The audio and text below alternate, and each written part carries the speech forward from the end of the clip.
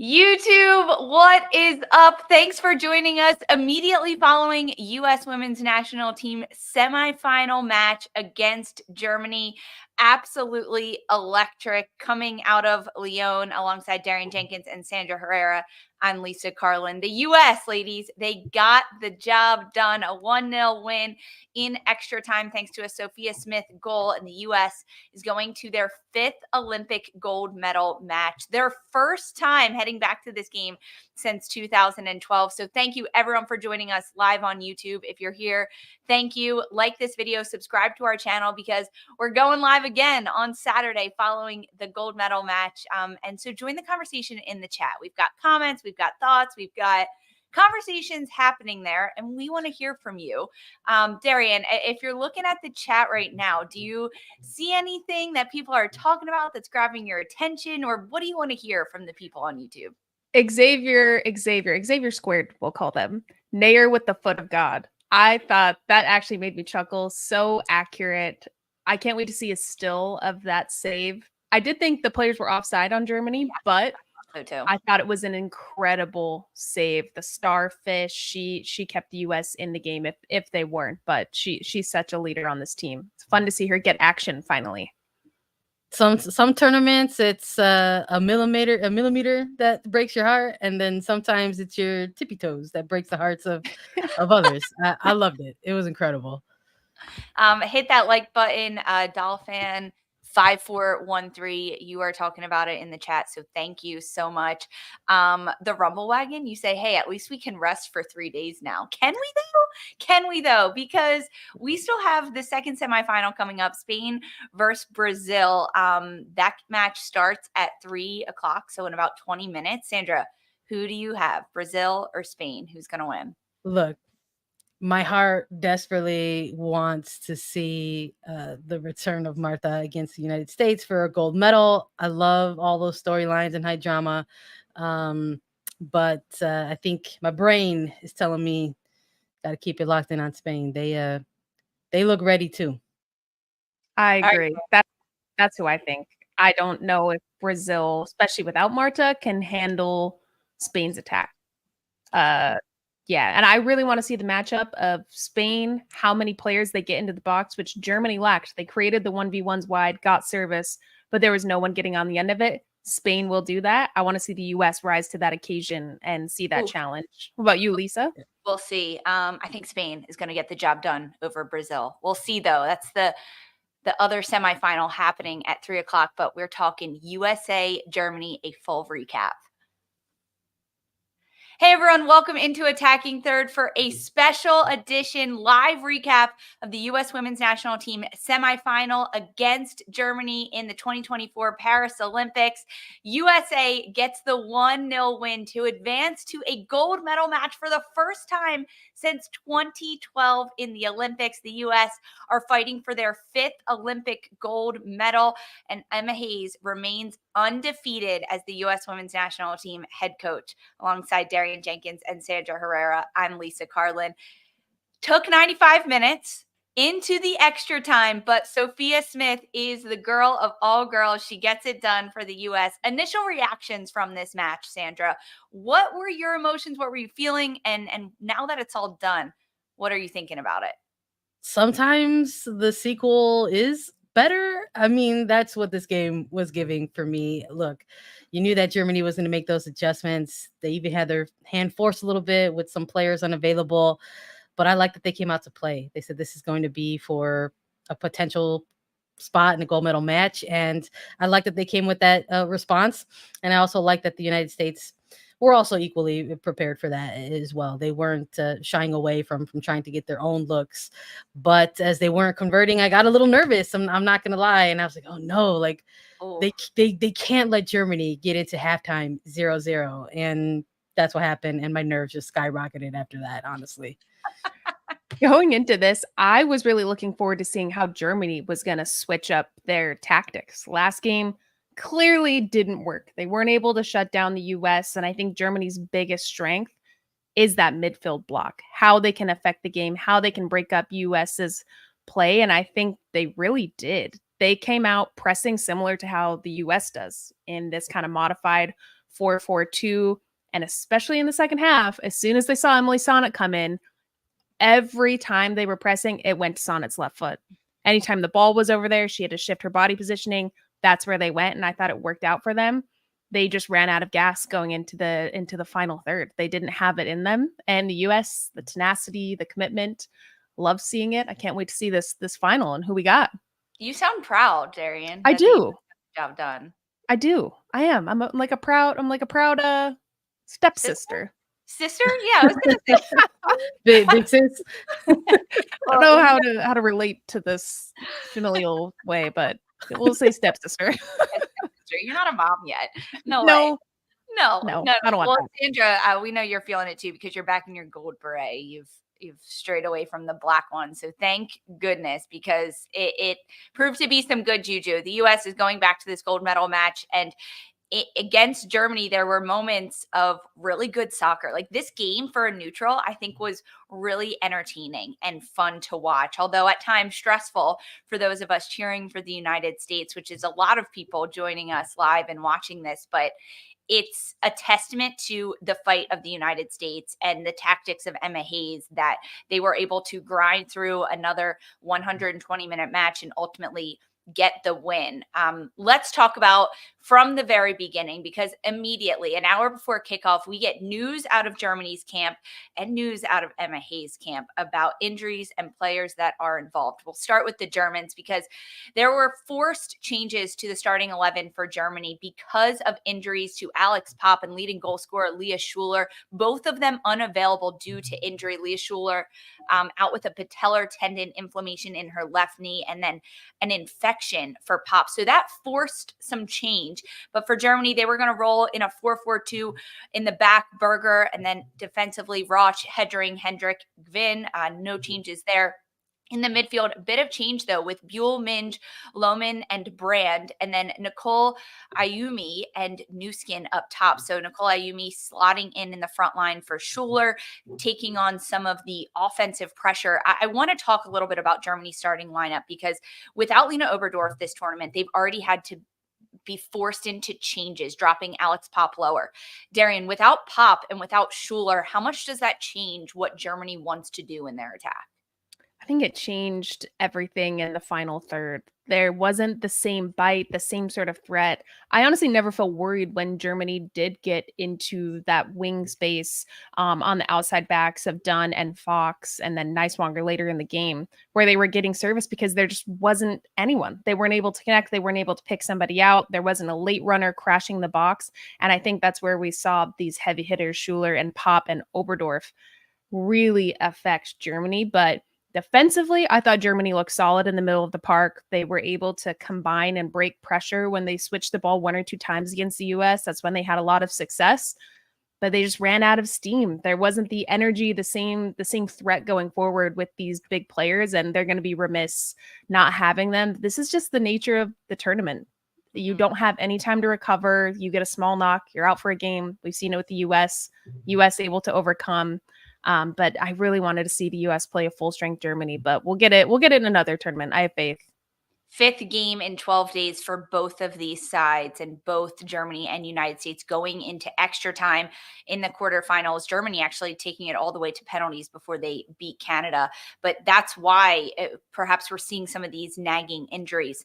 However, for the United States, it was all positive news coming out of camp, because we got to see the return of Tierna Davidson in the back line. She was out for the previous 2 matches for the United States, dealing with a leg contusion, and also following her suspension in the quarterfinals, midfielder Sam Coffey back in the lineup. So it was the exact same lineup for Emma Hayes that we saw in match day 2 of the group stage against Germany. Alyssa Nair in the back, Crystal Dunn, Tierna Davidson, Naomi Girma, Emily Fox in the midfield, Sam Coffey, Lindsay Horan, and Rose Lavelle, with Swanson, Smith, and Rodman up top. Sandra, how much were your nerves calmed seeing Davidson and Coffey both back in the lineup?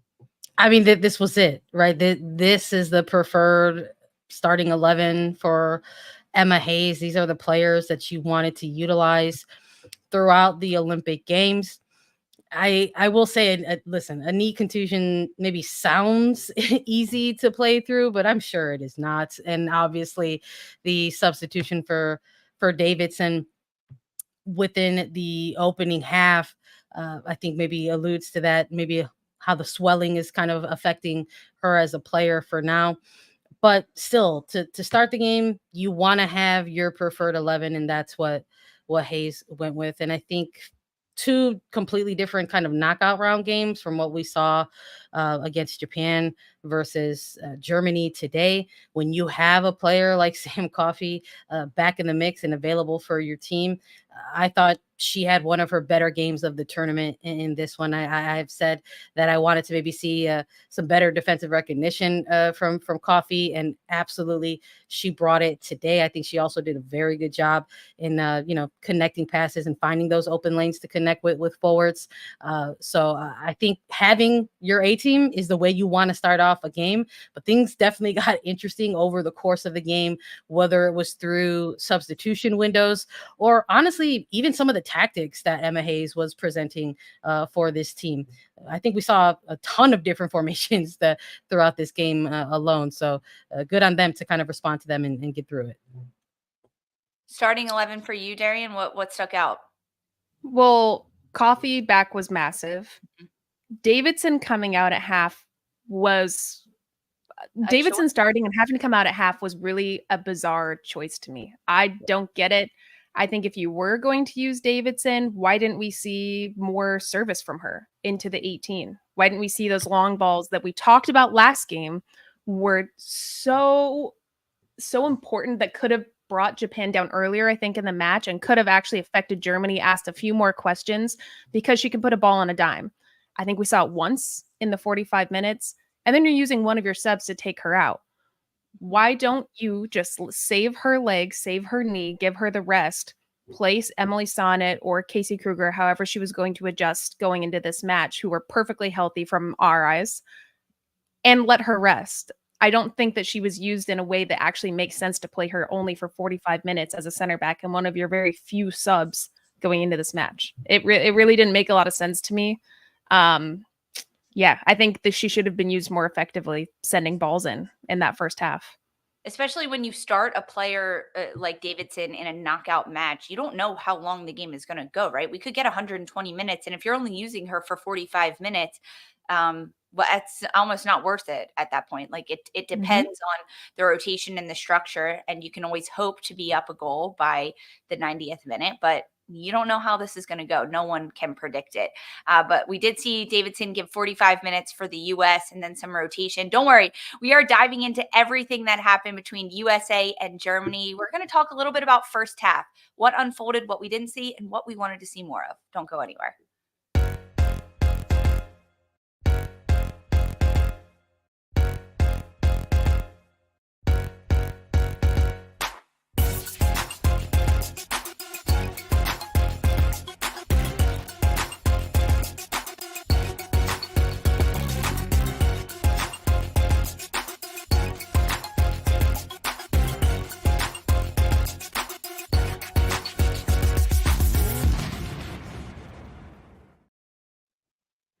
Welcome back to Attacking Third. USA get the 1-0 win over Germany to advance to the gold medal match of the Paris Olympics. That match taking place on Saturday. Opponent TBD so far.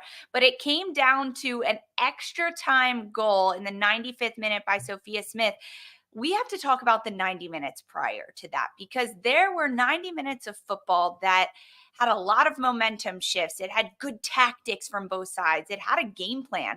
Sandra, you talked about how the tactics employed by both teams looked interesting at the start of this game. What did you notice and what do you think both sides were trying to accomplish? I think Emma Hayes was trying to maybe target some wider areas out on the flank there. I think we saw that fluctuating 3 back at one point, 5 in the middle. How are they going to target that goal with 2 front runners? And sometimes it was working and other times it wasn't. And we got to see some more in-game fluctuations there as well, which I think for me, I was most impressed with for this team. I think that's a lot to kind of present to your players, not only in a short build up to these Olympics, but throughout an Olympic tournament. And their response to that as players, absolutely showing off their IQ throughout the duration of the Olympics. But I think for me in this game in particular, it also, I think, presented some interesting moments for Germany as well, because we definitely got to see them try to sneak through at moments. I think we saw another game in that middle third where they were targeting Haran at moments. And again, this was the sequel, right? That's what I've been referring to it as. And sometimes when you've got that other game in behind you and footage to go off of, you maybe try to look at some areas to exploit, and they were obviously doing that in the middle third there. And the team was maybe struggling in some moments to try to make sure that they could eliminate those errors. So I think over the course of the 90 minutes, you just sort of felt like that there was still enough there to have gotten something through on goal. And so it being scoreless at halftime with 6 shots and 5 attempts on target, and I was kind of like, this doesn't feel ideal, but there's still time here and enough cohesion by this team to go ahead and maybe springboard one of their attacks in front of goal and sneak this out of this game with a result in 90 minutes.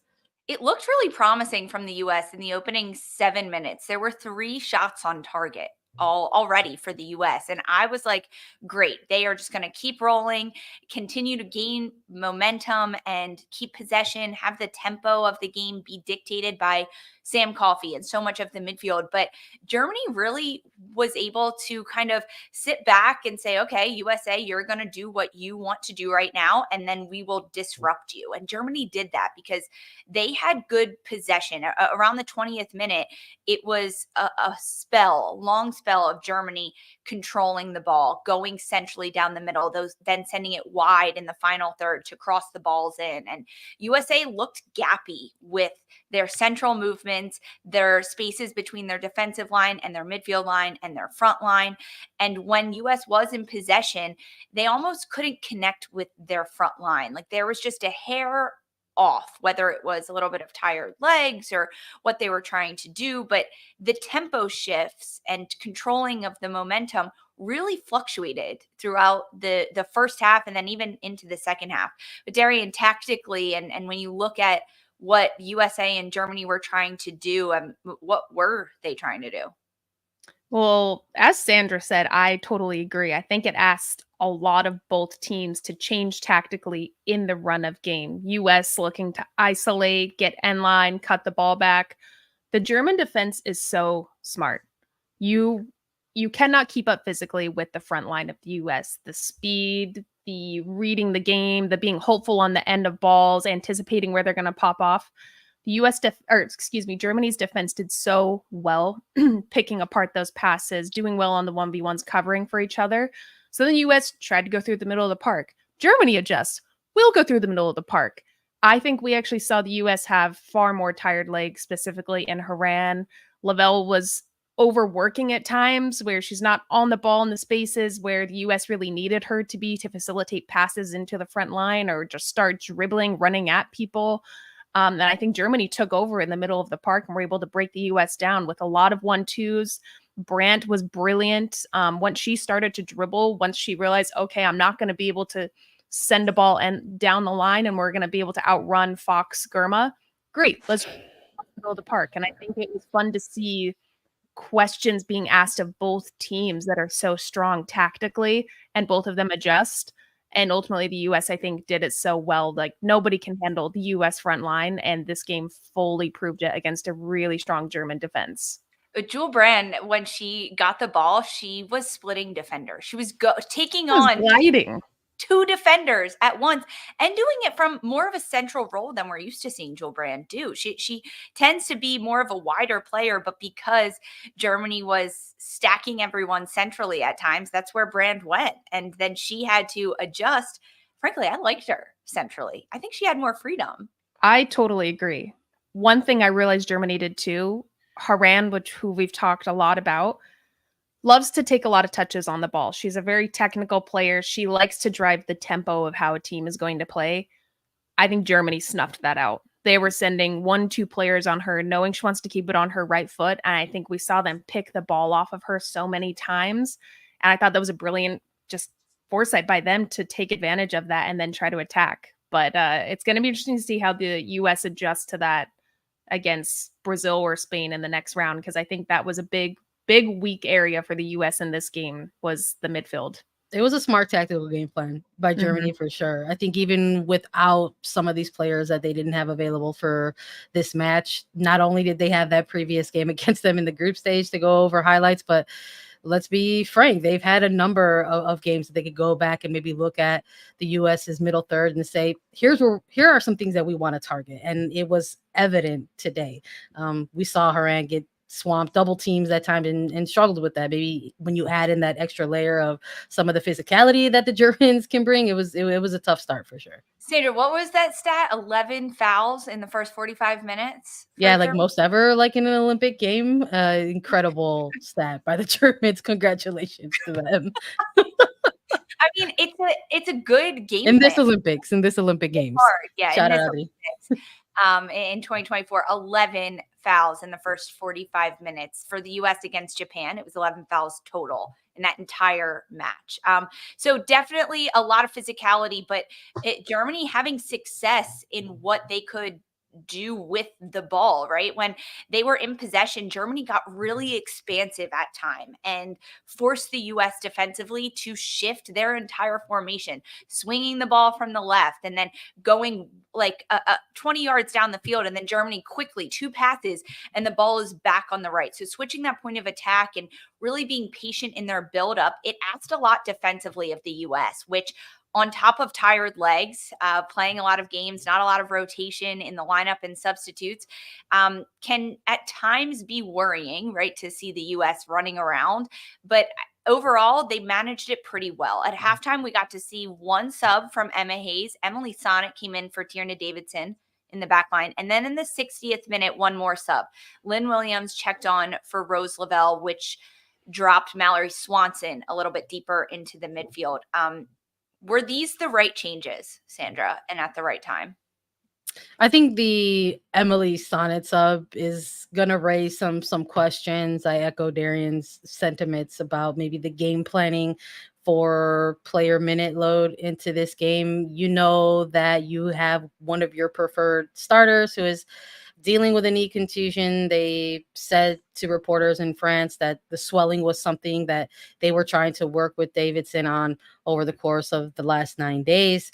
And so now here you are in a semifinal in these knockout rounds, and it's a gamble. It is. It's maybe how you're thinking high risk, high reward, but depending on who you ask, maybe burning a sub at halftime for one of your preferred 11 players maybe wasn't the high reward that you think you could give. Although credit to Sonnet, I think she held her own. And again, I'm going to give kudos to Lynn Williams in this one. I do think for that moment it was the right sub. You have to take a look at the players who are coming off. And in this case, Lavelle for Williams, and Williams providing not only fresher legs in this case, but really showing off, again, some of her strongest attributes as an attacking player. I love seeing her in the counter press, defensive pressing moments, making the extra runs to try to retain the ball or win back the ball. And sometimes in the later, especially in the later stretches of this game, that is what this game called for. So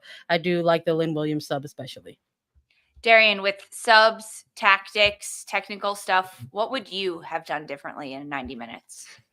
Well, I wouldn't have started Tierna Davidson. Yeah, that one, it baffled me. I said it before. I don't want to repeat myself. Let the girl rest. Use her in the final for 90 minutes if you can. That didn't make any sense to me to sub a center back. Those are typically 2 positions you don't want to change. That is the solid backbone. Them and your keeper, you don't change in a game. So, okay, let's go on the limit.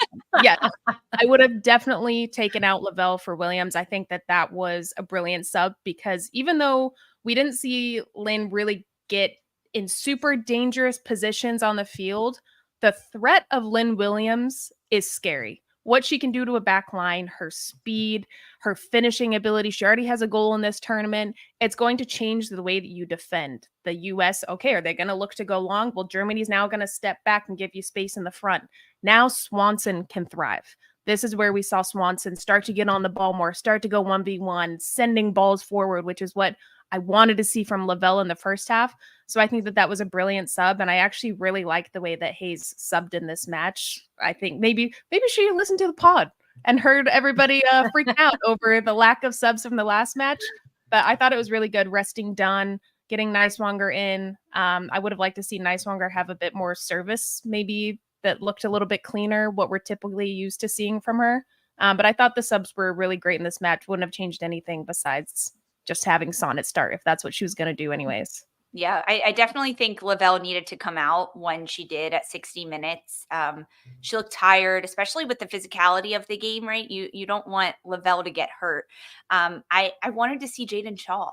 I did. I don't know when we could have seen her, maybe in the 80th minute, sub her in, have a little bit more creativity in the attack for the United States to kind of close out regulation and push to get a result before you head into extra times and put another 30 minutes on these players' legs. But that didn't happen. We still haven't seen Jaden Shaw in this match and in this tournament so far, which is interesting to me because she was on the full roster and then taken off for all of the match days, and now she's been back on.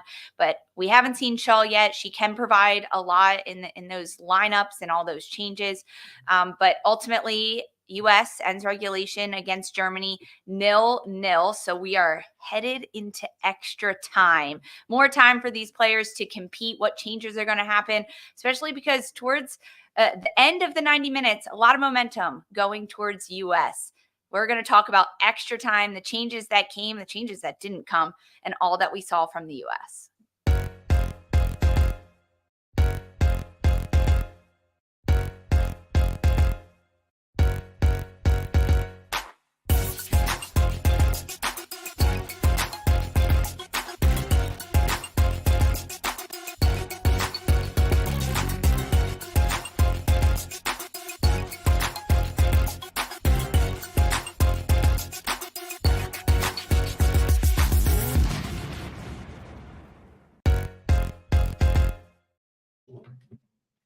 Welcome back to Attacking Third. Darian, Sandra, and Lisa recapping everything U.S. women's national team and their 1-0 win over Germany.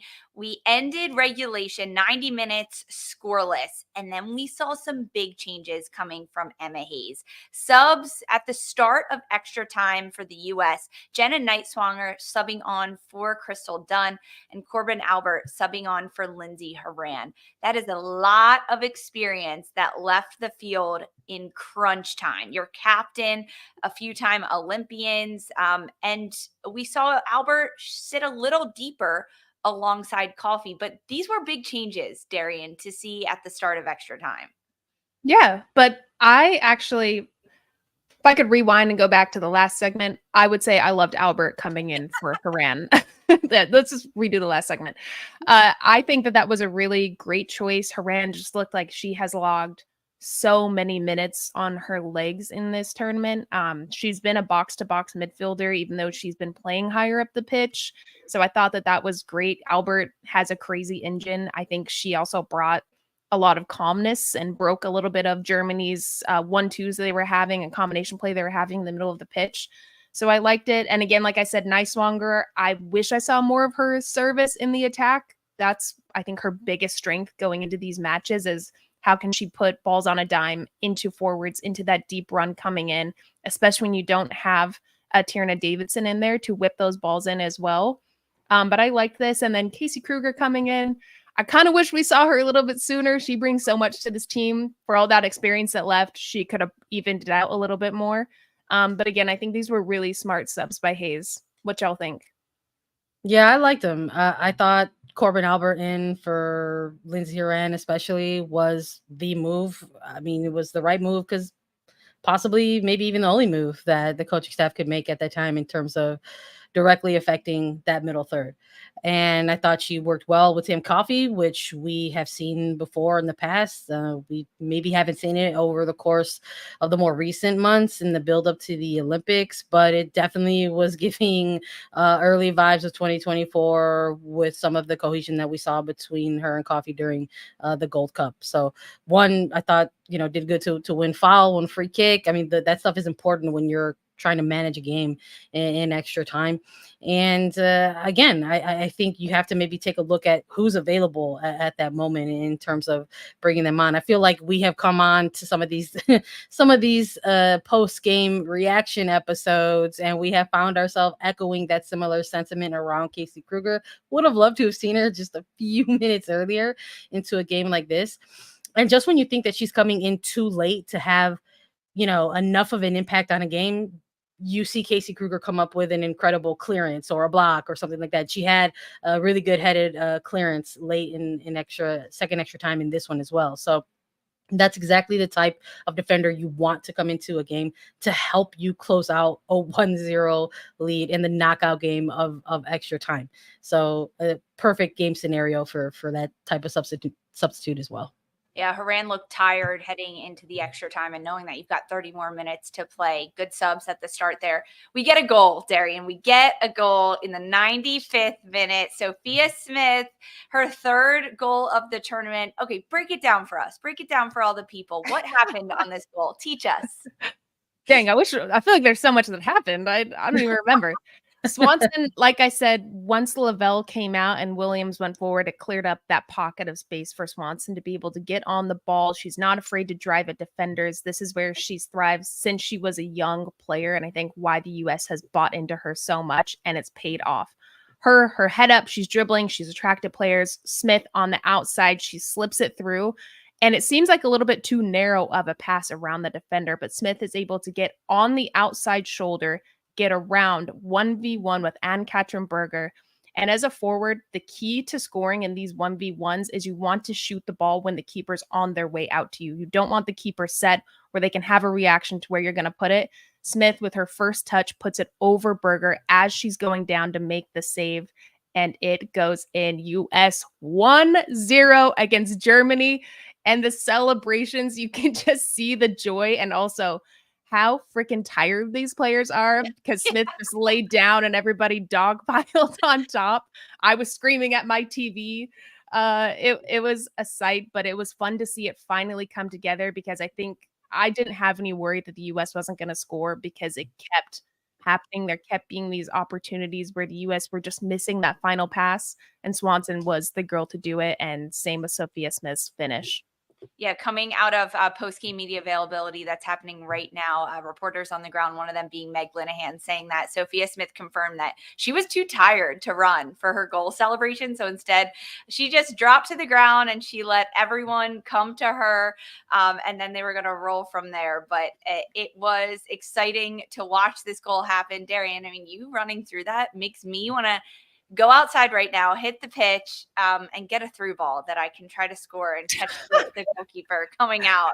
Wow, you got some energy. I'm like, I want to do a Brandy Chastain, and like, if I was wearing a U.S. kit like you, I'd rip it off and be like, yeah. Oh my goodness. I'm not about to run outside.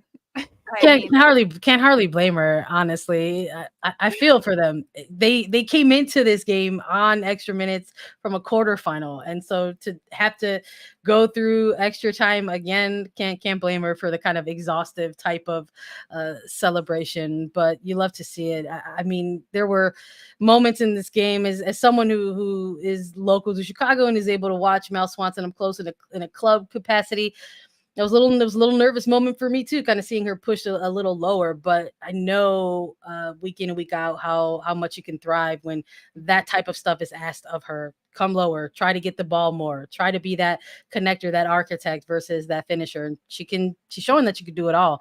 It was an incredible ball to kind of thread the needle, and a great finish for Smith, and the type of goal that gives you that kind of boost to make sure that you can continue through so much more extra time, because that was the other side of it for me too, that goal came pretty early in extra time. So early. That could have been stoppage time of a regular game in the 95th minute, right? Like, that is stoppage time worthy when we're talking NWSL and we're getting 14, 15 minutes. Right. But it was extra time, and there was still a lot more to play for. We saw changes happen. We saw a couple more really big chances for both sides, and Katrin Berger, goalkeeper for Germany, coming up with some huge saves, almost redeeming herself for allowing the goal to go in for Sophia Smith. Alyssa Nair at the end of this match with incredible saves and keeping her team involved and never checking out of this match, which I feel like would be easy to do when your team is going and you're tired and it's hot and the fans are on your side, but it doesn't happen.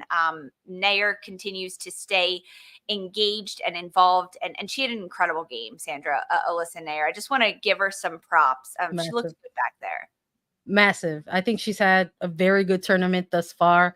She's shown why she's the number one. Don't know if we'll ever have in our women's soccer history a World Cup winning champion who's been doubted more in net. And here she goes doing it once more and referring and bringing up old World Cup memories and thinking about how painful their elimination was in 2023. How it was a millimeter that was the difference, and referring to this as the tippy toes that are the difference for a listener late in the game. And look, that goal coming earlier in extra time for the United States women's national team, you want to make sure that is maybe the motivation enough to get them through it. But sometimes you need those momentum swings to come, and sometimes they come in the moment from your goalkeeper to help kind of push you through. And you saw how you saw how everybody was like, Alyssa's cool and collected and got it, so we're just gonna keep shutting this out too. And you saw the German players in the body language just in disbelief. Like the USA was already going the other way as they were still looking at Alyssa Nair in goal. It was an incredible moment. Nair, calm, cool, and collected. She's always just like, oh, I got this. It's no big deal. I'm so focused. I'm so lasered in on this game and what's going to happen. Okay, I want to talk about some battles that happened on the field. 1v1 battles or areas of the pitch that stood out to you as anytime the ball was there, you're like, ooh, this is going to be good. Darian, I'm going to start with you. Throughout this game, what were some individual battles, 1v1s, or areas of the pitch that you loved watching? I loved watching Brand from Germany go 1v1 either against Fox or against Dunn. I thought that she was lethal in the attack. I think everything went through her. When she was able to start dribbling, she gets 2 or 3 touches. She looked so dangerous. Rodman on the right, anytime she's on the ball, I think nobody can stop her. Hegering was having to slide over and try to defend, and that's kind of what I was alluding to with the German defense could not keep up with the U.S. front line, but they made up for it in their intelligence, their tactics. They were able to stop those crosses coming in. I thought Rodman and Brand, to me, were the 2 players that when they were on the ball looked the most dangerous for both teams, and they were really fun to watch the defense on both sides try to keep them away from goal.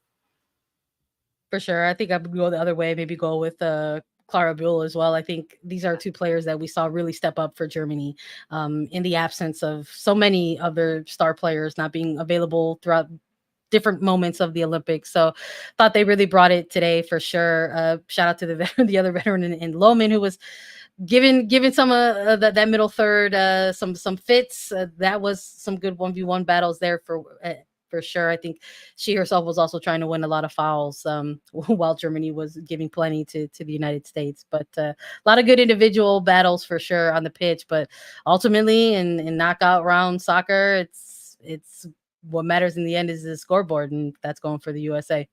Also, special shout out to Crystal Dunn we trust, because even if she gets beat by a couple yards, she's able to recover the ball and hop up out of the tackle, keep possession, and then run up the field. To me, she's been one of the best players for the U.S. in the entire tournament. She's completely solidified why she was brought to this squad, especially as a defender. It definitely makes you think that there was no question if she was going to be on this roster, right? Because that was a lot of talk leading up to this Olympics. Is she not? Is she? I don't think that it was ever in question. And if it was, I'm sure Emma Hayes probably feels a little silly right now. And now she knows why you bring a veteran and a player that can play all over the pitch, both sides of the ball. I loved watching Crystal Dunn enticing the attackers to go 1v1 at her. She would like get in her defensive stance, almost make eye contact with them and say, try me, try to get past me. And to me, that type of energy, and it comes from being a veteran and comes from having the experience and the leadership and understanding of the game, and understanding that although you played this team 5 days ago, it's going to be entirely different.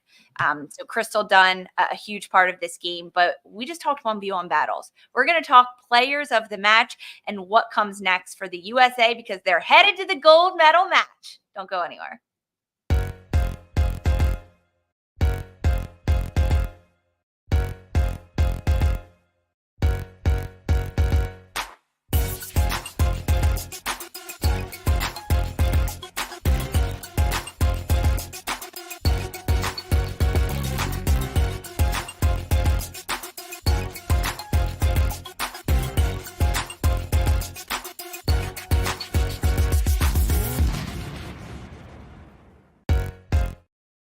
Welcome back to Attacking Third. USA defeat Germany 1-0 in the 95th minute. So just 5 minutes into extra time, thanks to a Sophia Smith goal, her third of the tournament.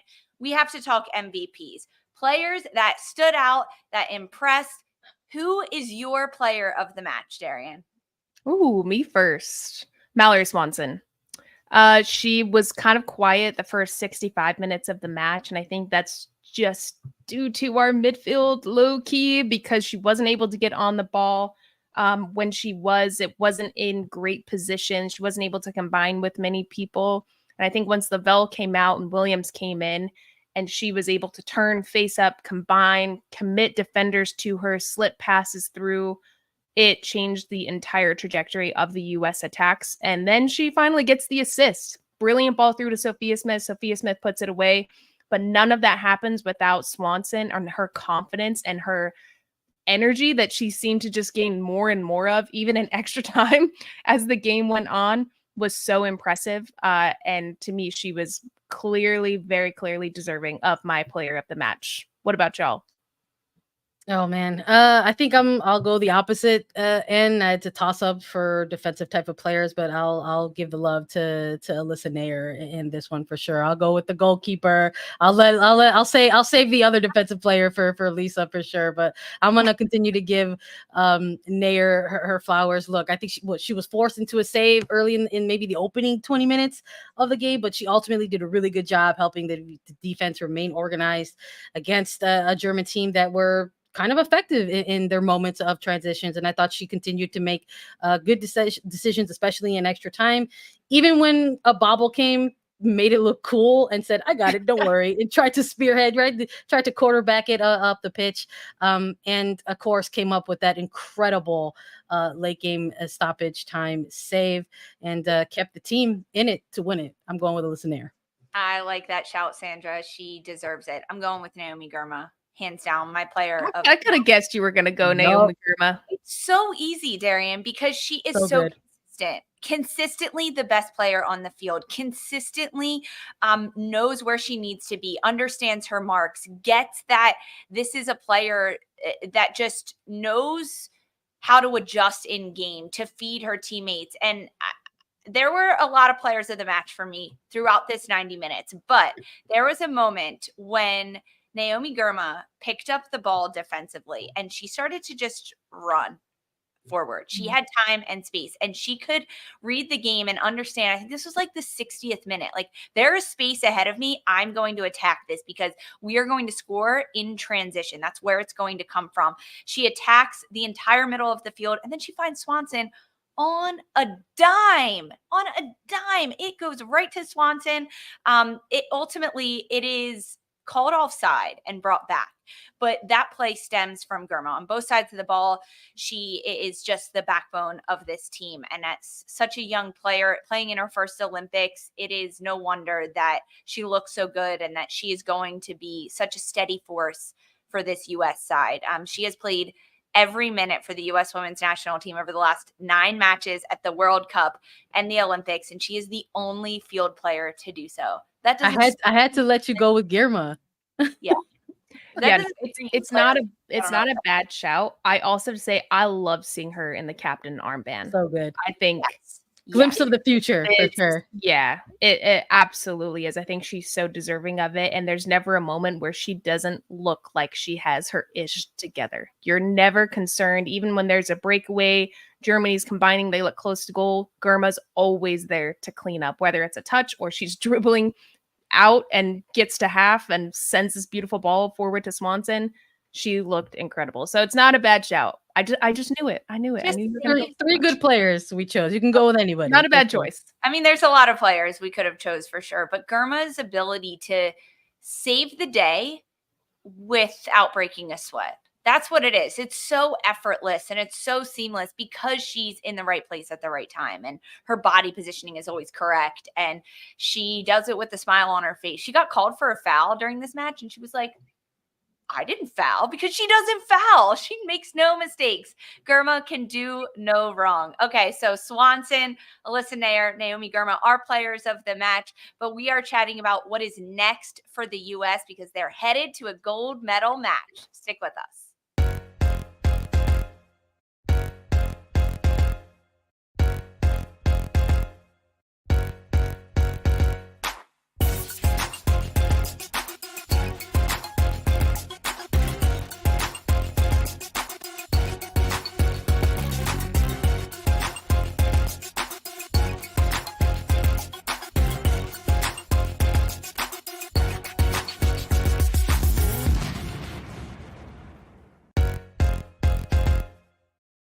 Hey everyone, welcome back to Attacking Third. The U.S. defeat Germany 1-0 to advance out of the semifinals, but it was not without a good fight. Germany, throughout this Olympics tournament and throughout the group stage in which they were in the same group as the U.S., Germany defeated Australia 3-0 in the first match day, then fell to the U.S. 4-1, defeated Zambia 4-1, advanced out of their group stage to the knockout round, and then beat Canada in the quarterfinals on penalty kicks, ultimately making it to the semifinal.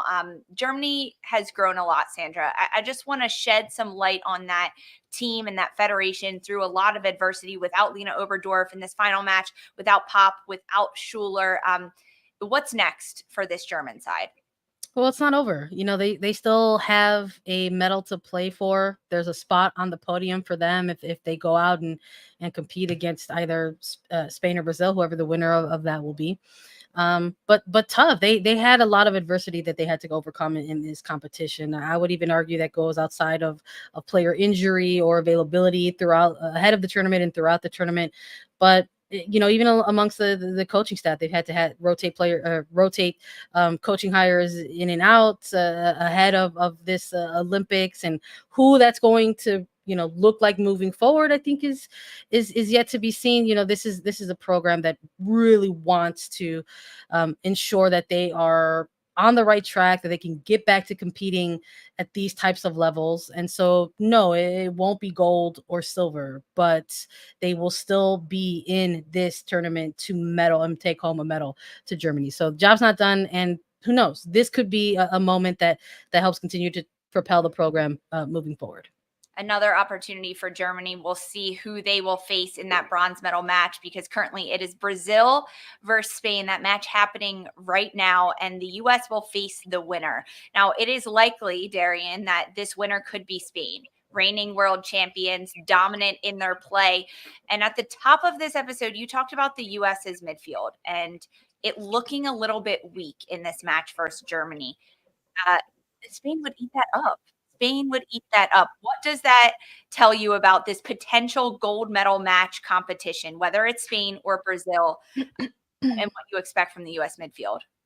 You know how we've seen every other team adjust to the U.S., maybe going to a 5-back, a 5-4-1, or 4-5-1, looking a little bit more defensive? I actually think we could possibly see the U.S. adjust to Spain in that way, if it is Spain, even though they're down 1-0 to Brazil right now. So I made a face because I just saw that in our chat. That madness. I can't wait to start watching that game. But I do think it would cause some issues for the U.S. because in the midfield, Germany exposed the U.S. Spain is a far more dominant midfield. You have two of the best players. I mean, I can't even just say two, but two of the currently best players in the world right now. And the Ballon d'Or winner there, who are thriving in this tournament. So I think it's going to be difficult if they do end up playing Spain to shut them down and not have most of possession of the game. I don't think the U.S. would be enjoying the ball and dictating tempo as much as we've seen the rest of the previous matches in this tournament. So it'd be a fun match to see. We've already seen Brazil and the U.S. in the W Gold Cup, so I really want to see them play against Spain in the final, but time will tell. Time will definitely tell. And for Brazil, they are currently playing without Marta. She is serving her second in a 2-game suspension. But Sandra, Brazil is going to have her back for the next match, whether it's in the gold match against the U.S. or in the bronze medal match potentially against Germany. How does that elevate Brazil? I think it's absolutely a motivating factor. I think we saw a little bit of that through the early stage of this knockout in their quarterfinal match. And I think it's going to continue to be something that hopefully pushes them through. Maybe we're speaking a little bit too early of this because we're doing this as their semifinal is going on right now. But one thing that's guaranteed, like I mentioned with Germany, is that of these 4 teams, you still get to compete for a medal. So whether it's getting to see Brazil in another final and having Marta be part of that, or in a bronze medal match, they are going to be playing for something here in these final couple games. So I would love to see it. Like I said earlier, I said my heart would love to see all those storylines come to life between USA and Brazil and Marta's return. But we'll have to wait and see how that works out. We will see. Well, the U.S. got the job done. A Sophia Smith goal in the 95th minute, the first half of extra time to lift the U.S. 1-0 over Germany. They will advance to the gold medal match on Saturday. That match at 11 a.m. Eastern. We'll be live on Golazo Network and YouTube recapping it. We've got Summer Cup action semifinals. We've got Spain-Brazil happening right now, so we're going to run. Thanks for watching. This was Attacking.